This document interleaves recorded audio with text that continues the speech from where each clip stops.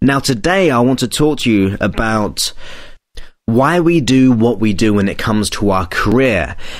And I posted this on Facebook and also on Twitter as well, saying, would you be really interested in to know why we're motivated to do certain things, or why we're not motivated, or why we're not happy in our job, or why we are happy in our job? There's so many little fundamental things here, and I really wanted to get clear so you understand completely why you do what you do, because usually we don't really know why we do what we do. So I want to really break it down so you can really see clearly if the thing that you're doing right now when it comes to your career is maybe you're not quite happy. I want to be able to show you why you're not happy maybe. If you are happy, this will reaffirm it.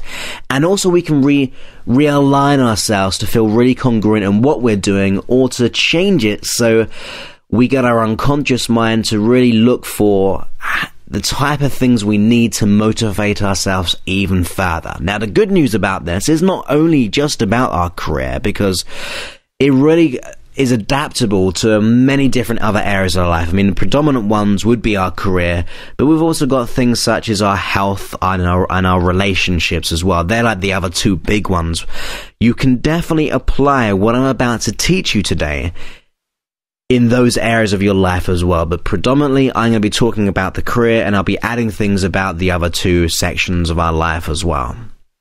And on another note, you can be for spirituality, it can be for personal development, whatever it may be for you.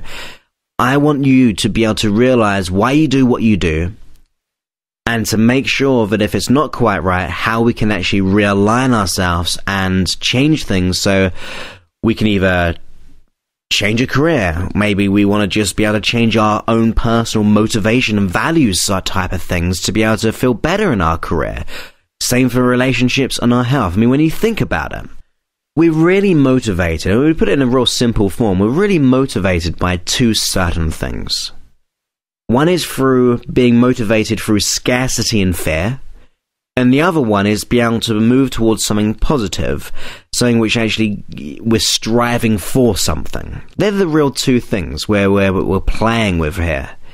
The things we're fearful of, or we're trying to move away from. For example, if someone has a real bad debt, they're saying, I don't want to be in debt anymore, and they're trying to get away from debt. Or some people will be going towards things, like toward financial abundance. When it comes to health, it could be, I don't want to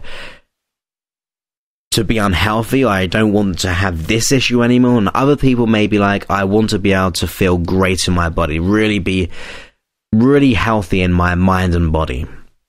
So we're really going away from pain or towards something positive in some way. They're the things which are really motivating us to be able to strive or to make a change in our life. I mean, if you think about it, if we have too much pain in a certain area of our life, so let's say in a relationship, and we're feeling too much pain, it makes us want to make a change. So we're trying to move away from what we don't want to what we do want. When it comes to our health, if our health is severely affected by a behavior we're doing, and it becomes too painful or too fearful, then we're going to start to make a change. We're going to go toward what we actually want. So there's two levels of that motivation, going away from what we don't want and going toward what we do want. Now, why is this important to realize when it comes to let's go for the main thing, our career? Well, really, we are motivated by values, what we find of value to our life. So if money is of value to us, the chances are we're going to go toward a job which is very financially prosperous in some way. That's like a real core value for us. Maybe it could be making a difference in the world. So if you have a high value of wanting to make a difference and it's really, really motivated there, the chances are someone's going to go for a job which actually makes a difference in the world. When it comes to our health, if we're highly motivated by, or our value in life is to have perfect health, the chances are we're going to look after ourselves. But if we have a value which is not about our health, so we don't really care too much, or not maybe we don't really care, but it's just not as important of other things in our life. So, for example, my health's important, but I really, really like food. Then there's going to be a bit of a conflict there, because you have more of an energy attached to food and comfort rather actually looking after yourself. When it comes to relationships, we can have a high value for honesty or trust, or a high value of having love in our life, or excitement. So there's lots of different things of why we do what we do. So there's going to be a process where you're going to need to write certain things down to be able to realize why you do what you do. And then as we go over this type of list we're going to create, we can actually begin to see why we do what we do. And also, if things aren't quite right, I'm going to show you how we can change things. So let's, for example, take our career. And you can actually do this for your health and relationships, or spirituality, or self-development. But go ahead and choose one of them. So you really get clear of the type of values and what you find important when it comes to your career or when it comes to your relationships. Now, as you get a piece of paper there, I'm going to ask you a question. And the question is going to be what's important to you in your career, or what's important to you in your relationship? Just choose one of these categories in your life and just ask yourself the questions. What's important to you in whatever category you choose, whatever area of your life you choose? And as you begin to write that down, I'm going to ask you the question again, what else is important to you? And the chances are these are going to be one-word type of answers. So it could be in relationships, trust or honesty. If it's our career, it could be excitement, or even working with people. They're kind of things which are very quite specific, rather like real long-winded answers. So we want to be able to make it as simplistic as possible, really. And these are really the values that we hold dear to us. So ask yourself the question, once again, what's important to you in your career, or what's important to you in your relationship? And then write that down. And then ask the same question again. What's important to you in your career? What else is important to you? And you may say, well, excitement, or to be motivated, to feel valued, whatever it may be for you. Just keep on asking yourself the same question. What else is important to me? What else is important to me? And as you begin to do this, you're going to begin to notice that I want you to go ahead and get a good 15 things of why it's important to you, or what's important to you when it comes to your career or your relationships. I mean, if you're going about relationships, like I said, it could be trust, honesty, experiencing, it could be sex, it could be love, it could be, let's see, what else? It could be excitement. When it comes to things like, if you chose a category of health, what's important to you about your health? It could be something like energy. It could be feeling alert. It could be feeling light or comfortable or energetic in some way. When it comes to things such as self-development, it could be what's important to you about self-development. Well, to expand my mind, to be able to learn more, to be excited, whatever it may be for you.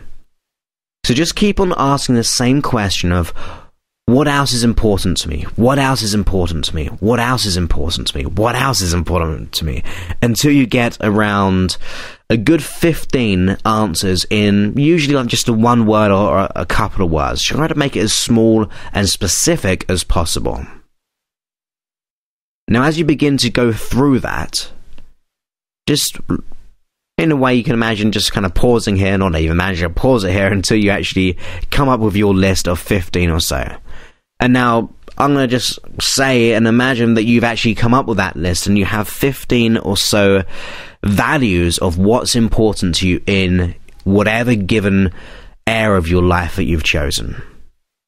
And it's important to do an area of life one at a time if you're doing this. Don't do them all at once, because that's not going to really be of value to you. So let's just say you've now got 15 things of what's important to you in your career or your relationships or your health.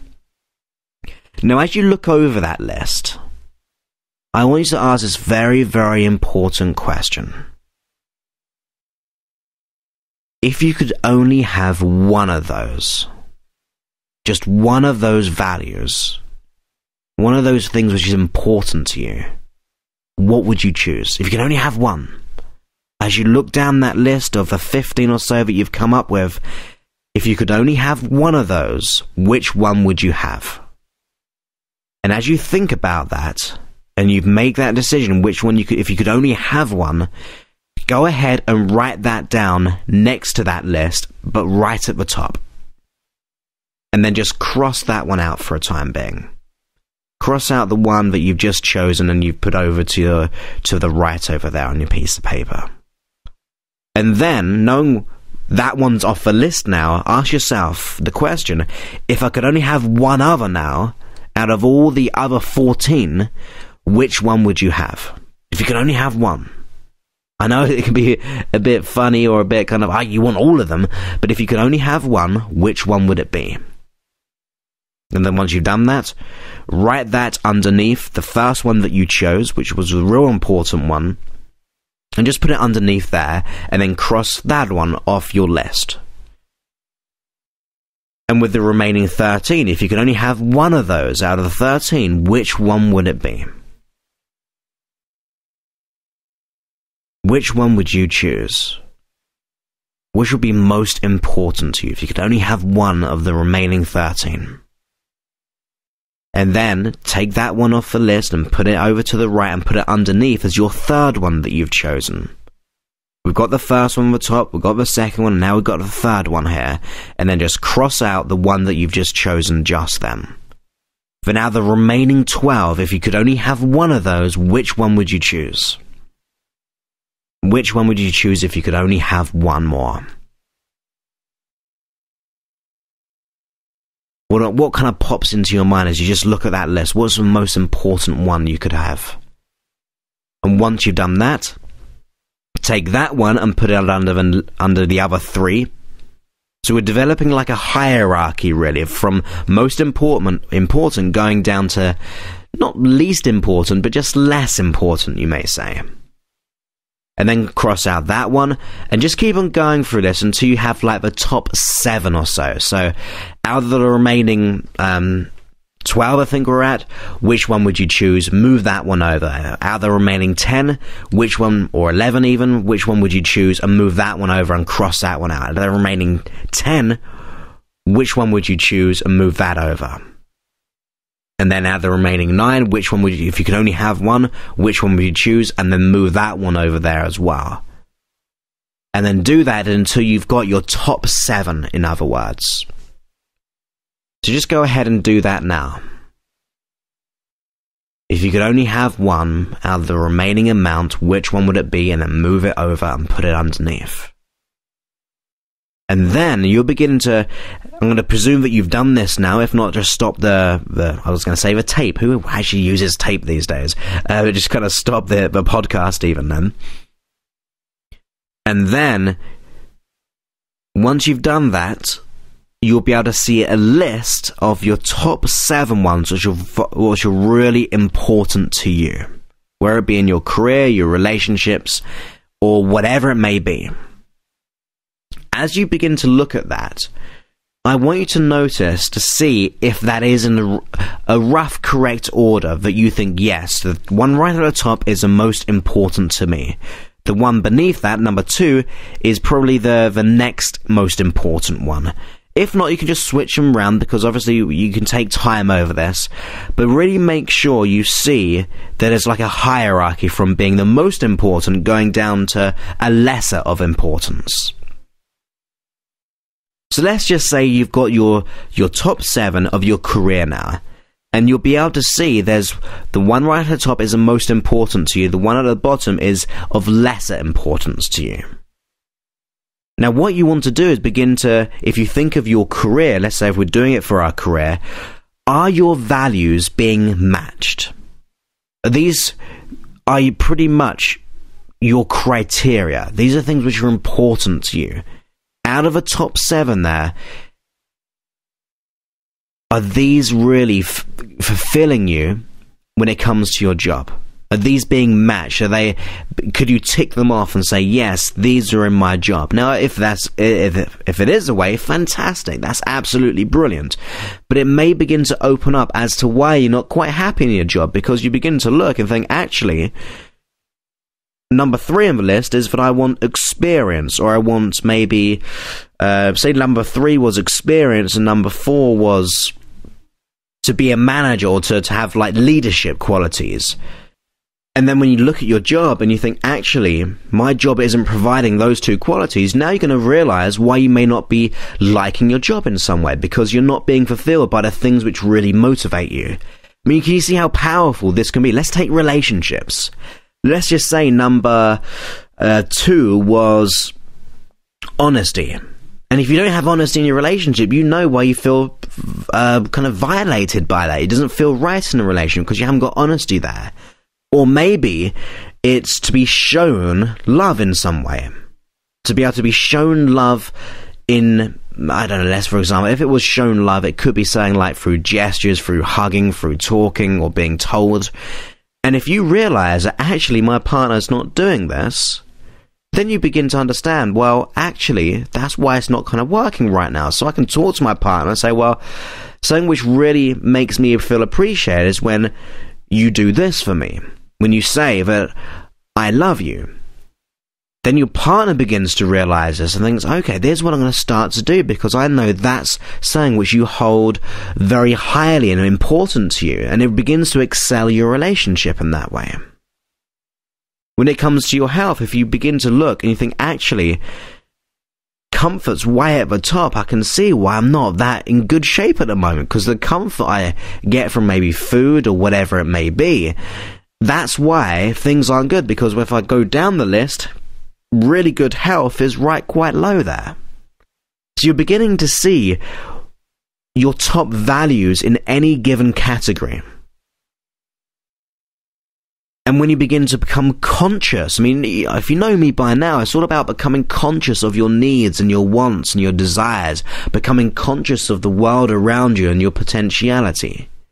This process of understanding what motivates you begins you to have a greater awareness of why you're not enjoying some things and why you're enjoying other things.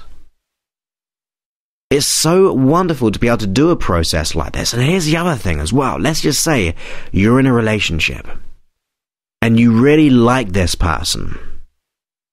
You may even love them. But you want to be able to know what's important to them in a relationship. You get them to go through their list. And then you begin to see what's important to them.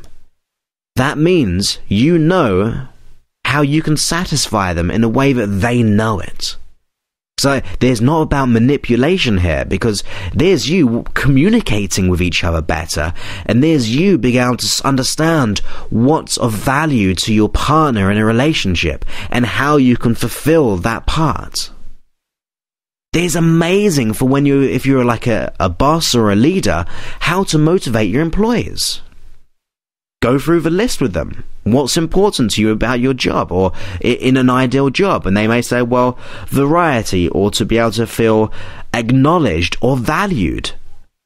And then you begin to think, actually, I haven't been valuing this person as much as I should be. So what do? You begin to value them and you begin to really appreciate them, because you know that's the thing which motivates them. Maybe you thought they could just get on with it all by themselves and with all the good intentions, thinking they can do it. But some people need to have that metaphorical hug, or to have that to feel valued in some way. When you do that, they're going to start to motivate themselves, because they realize their job is fulfilling them. So this could be absolutely wonderful in your health, your career, your relationships. Let's just say your values aren't being met in your career. What do you do then? Well, you've got a choice, really. You can carry on doing what you're doing and maybe not enjoy it and just stick with it. You may want to look for another job which actually think, well, as I look at these qualities here, these values, where can I find these? Where can I find the excitement, for example? Where can I find communicating with people? or maybe working outside. Where can I find a job which kind of has those qualities that I have on this list? Then you begin to realize a job which really satisfies you. Or on the other hand as well, you may be thinking, well, I'm in this job, I've got to stay here. So then you begin to think, actually, out of this list, how can I fulfill these in my job? Maybe if I do more of this, maybe I approach this job in this way. So you're really becoming clear on what's important to you in your career, your health, your relationships.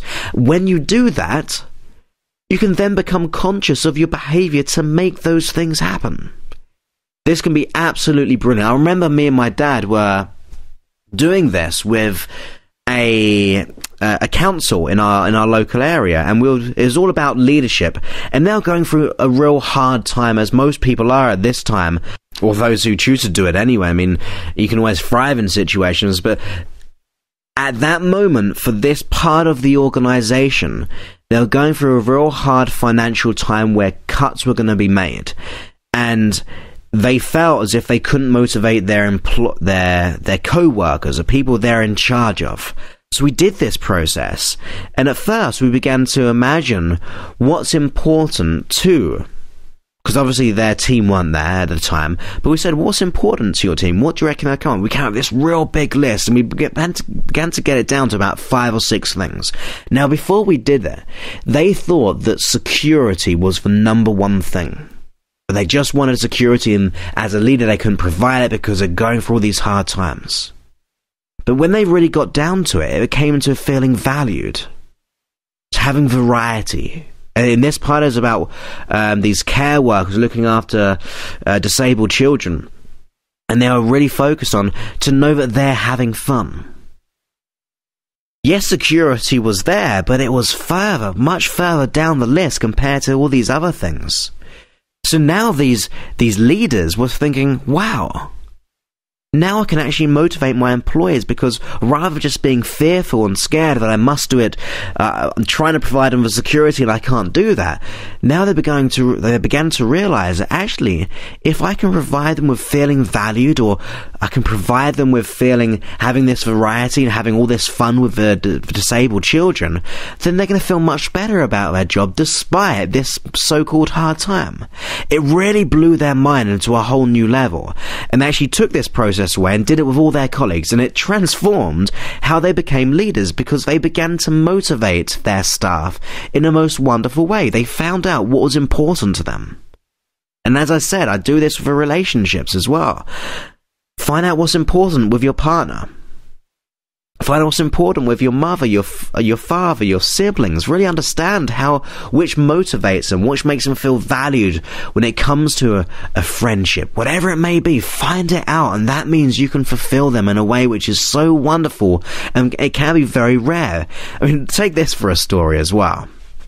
There was a couple I was working with, and one of the things was that they were having a bit of a hard time with things. Obviously, that's why they came to see me.